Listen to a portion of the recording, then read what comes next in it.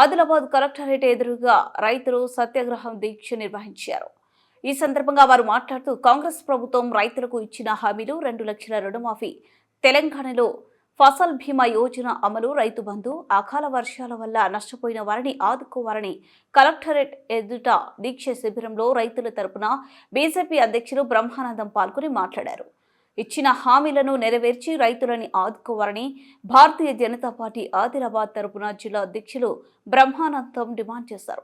ఈ కార్యక్రమంలో మండల అధ్యక్షులు, రాష్ట్ర జిల్లా పదాధికారులు, మండలాల నుండి రైతులు మరియు బీజేపీ నాయకులు బన్నీ, దయాకర్, సంతోష్, విజయ్, శ్రీనివాస్, రవి, కృష్ణ యాదవ్, జోగు రవి, బాబురావు, పటేల్, సూర్య తదితరులు పాల్గొన్నారు.